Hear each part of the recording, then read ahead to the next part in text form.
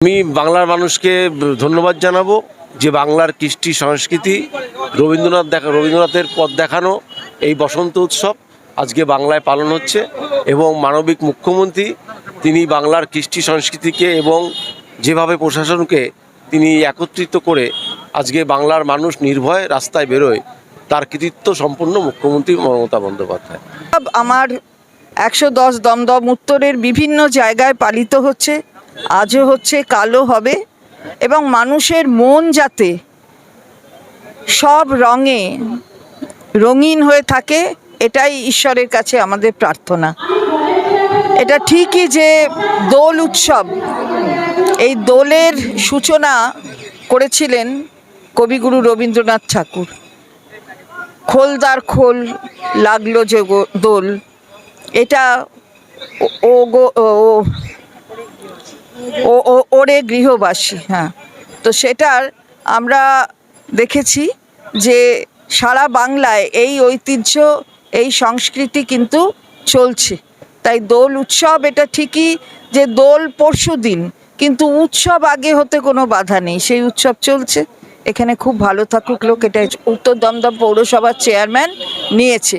তো এটা যে জিনিসগুলো ওয়েস্ট মেটেরিয়াল হিসাবে মানে গণ্য হতো, পুজোর ফুল থেকে শুরু করে অন্যান্য ফুল, সেই ফুলগুলোকে আবার রিসাইক্লিং করে সেখান থেকে নানান কিছু তৈরি করা, ভেষজ আবির তৈরি করা, এটা অত্যন্ত ভালো। এবং খালি যে আবির তা নয়, এতে আবার কোনো স্কিন অয়েল কি অন্য কিছুর মধ্যেও ব্যবহৃত হবে, এটাও পরিকল্পনা বিধানের আছে। আগামী দিন হলে আপনারা দেখবেন, মনে যেন বসন্ত লেগে যায়।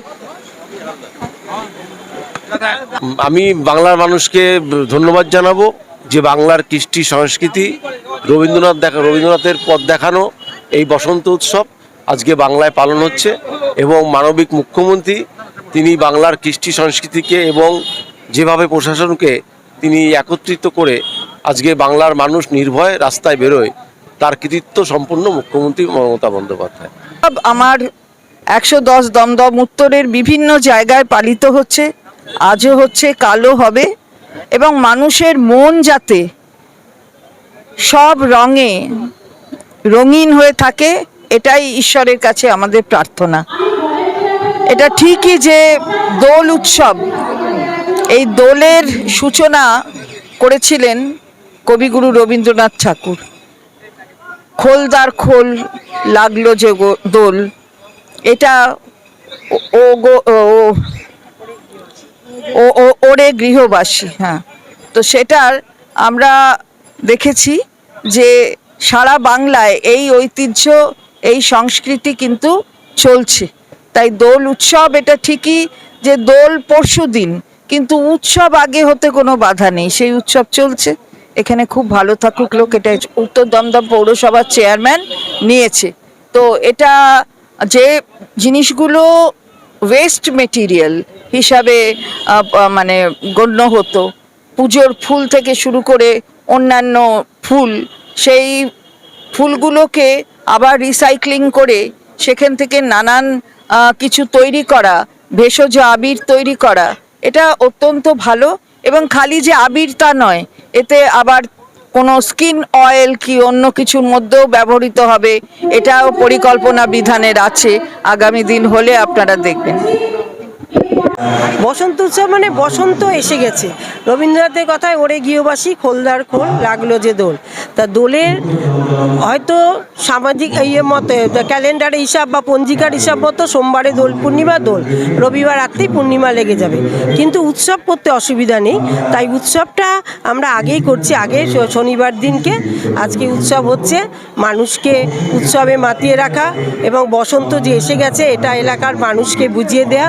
কারণ সকলে একটা উৎসব মুখর দিনগুলোকে বেশ উৎসবের আনন্দে আমেজে পালন করতে চায়। তাই আজকে আমরা সেই ব্যবস্থা করেছি, এলাকার মানুষরা এসছে, তারা উৎসবে পালন করবে। না, এত লোকের সমাগম প্রত্যেকবারই হয়, মানুষ আসে, মানুষ আনন্দ পায়, মানুষ এগুলোকে ঠিক করে উপভোগ করতে পারে। আর এই সময়টা এমন সময় যে মাধ্যমিক হায়ার সেকেন্ডারি হয়ে গেছে, সুতরাং বাচ্চাদেরও তো একটা আনন্দের ব্যাপার আছে, যে তারা বেশি এসে ভিড় করে। মঞ্চে দেখুন সব ছোট বাচ্চারা ভিড় করেছে, আবির খেলছে, নাচ করছে, ভালোই লাগছে। প্রতীক দাস বাউল সঙ্গীত, এতেও মানুষ আনন্দ পায়। এতক্ষণ আপনারা দেখছিলেন নিউজ বাংলা টিভি। সঙ্গে থাকুন, দেখতে থাকুন নিউজ বাংলা টিভি।